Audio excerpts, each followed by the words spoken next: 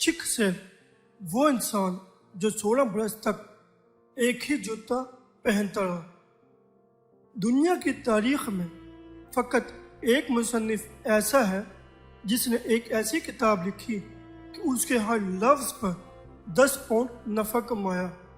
इस किताब का नाम द स्पेशलिस्ट है और मुसन्निफ का नाम है चिक सेल।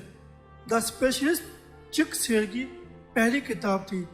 उसे यकीन था कि किताब बिल्कुल फ़रोख्त न होगी, इसलिए उसने फ़कत 2000 जिल्दें शाये कराईं और ये जिल्दें 6 हफ्तों में फ़रोख्त हुई।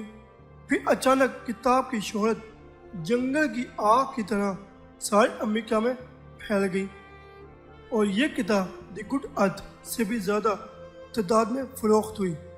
अगर आप किसी ऐसी किताब के मुसन्निफ हो जो द गुड अर्थ से भी ज़्यादा तादाद में फ़रोख्त हो तो आपको कैसा महसूस होगा और आपको इस किताब पर फ़ख्र भी होगा। लेकिन चिक सेल को अपनी इस तसनीफ़ पर कोई फ़ख्र नहीं था, बल्कि उसके बरअक्स उसे द स्पेशलिस्ट लिखने पर अफसोस हुआ, क्योंकि लोगों की ज़्यादा तादाद इस किताब का मज़ाक समझने से कासी रही और बहुतों ने तो इसकी गलत तशरीह कर डाली।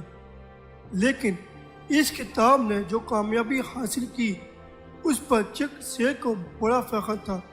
जब इसकी मौजूदगी में लोग इसकी किताब का जिक्र करते तो वो घबरा जाता और इसकी कोशिश होती उसके सामने कोई इसका जिक्र ना करे, ख़ुसूसन जब कोई इस किताब के मज़ाक को शौकियाना करार देता। एक दफ़ा उसकी लड़की वो किताब पढ़कर रोने लगी, क्योंकि उसका ख्याल था कि इस किताब ने उनके ख़ानदान की इज्जत मिट्टी में मिला दी थी। चिक से महज इत्तफ़ाक़ी तौर पर मुसन्निफ बन गया। हकीकत में वो एक एक्टर था, एक बेहतरीन एक्टर, लेकिन वो एक्टर भी कम और पेश इत्तफ़ाक़ी तौर पर बना था। उसकी बड़ी बहन थिएटर की एक्ट्रेस बनना चाहती थी, लिहाजा वो शिकागो चली गई। जब क्रिसमस की छुट्टियों में वो घर आई तो उसने एक चर्च में मुनक़्क़िद होने वाली वैरायटी शो में एक मज़ाहिया रोल अदा किया।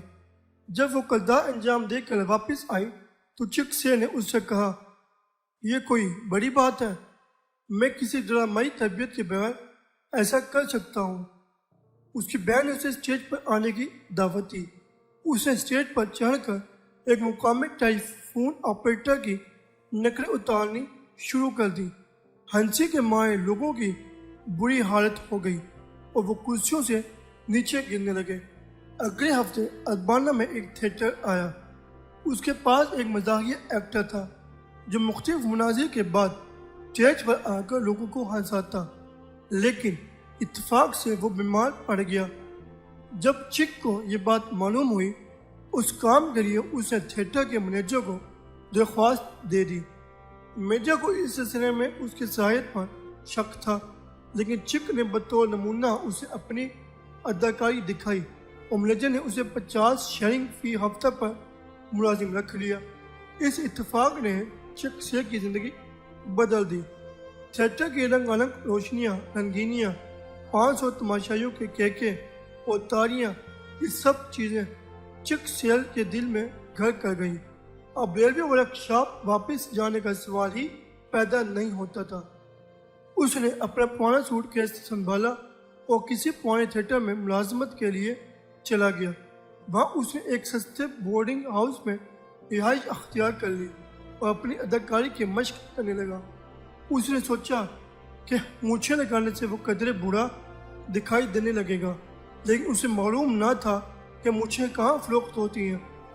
शुरू में उसकी तनख्वाह बहुत कम थी और हर पैसा उसके लिए बड़ा कीमती था। खुद को ज़्यादा खाने की तकलीफ से बचाने की खातिर वो खाने खाने से पहले सस्ती किस्म की मिठाइयाँ वगैरह खा लेता ताकि उसकी भूख कम हो जाए और वो खाने के पैसे बचा सके। ऐसी अशिया खाने का ये नतीजा निकला, उसका मैदा ख़राब हो गया। बाद में उसे पेट की मुख्तलिफ परेशानियों और हज़ारों पाउंड खर्च करने पड़े। फिर वो जहाँ कहीं जाता अपने साथ खासा माल रखता।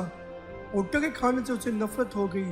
वो अपने हमरा एक सूटकेस भी لے جایا کرتا جو ہزاروں لطیفوں سے بڑا ہوا ہوتا۔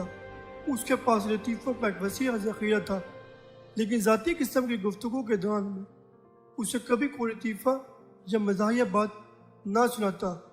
اس نے پیرس کی زندگی سے متعلق کئی ڈراموں میں کام کر کے 10,000 پاؤنڈ کمائے، لیکن وہ خود کبھی پیرس نہ گیا۔ وہ جوتوں کا ایک ہی جوڑا 16 برس تک پہنتا رہا۔ یہ جوڑا وہی تھا جس نے کرسمس کے موقع پر ٹیلی فون آپریٹر کی نقلیں اتارتے وقت پہن رکھا تھا۔ اس کا یقین تھا کہ جوتوں کے اس جوڑے نے اس کی قسمت بدل دی، لہٰذا وہ مسلسل اس کی مرمت کراتا اور کوئی دوسرا جوتا نہ پہنتا۔ ویٹی پروگرام میں کام کرنے کے دوران اسے ایک خوبصورت لڑکی سے محبت ہو گئی۔ تھیٹر میں ہزاروں لوگوں کا سامنا کرتے وقت وہ بالکل نہ گھبراتا، لیکن اس لڑکی کو شادی کا پیغام دیتے وقت اس کی زبان لڑکھڑانے لگتی اور روز شرمانے لگا۔ اس کی حالت خراب ہونے لگتی۔ وہ طبیعت خراب ہونے کا بہانہ کر کے اپنے کمرے میں چلا جاتا۔ اپنے کمرے میں آ کر اس نے ٹیلی فون پر اسے شادی کا پیغام دیا، جسے اس لڑکی نے قبول کر لیا۔ اس کی شادی ہو گئی۔ اس کے یہاں 4 بچے پیدا ہوئے۔ دا اسپیشلسٹ سے لاکھوں پاؤنڈ کمانے کے بعد چکسے نے ایک دوسری مزاحیہ کتاب لکھی، لیکن یہ کتاب بری طرح ناکام ہوئی اور اس کی اتنی جلدیں بھی فروخت نہ ہوئی کہ وہ اس کتاب کی چھپائی کے اخراجات پریس کو ادا کر سکے۔ اگر آپ کو ہماری ویڈیو اچھی لگے تو لائک، شیئر اور کمنٹس ضرور کریں، اور ہمارے یوٹیوب چینل کو سبسکرائب اور فیس بک پیج کو لائک کرنا مت بھولیں۔ شکریہ۔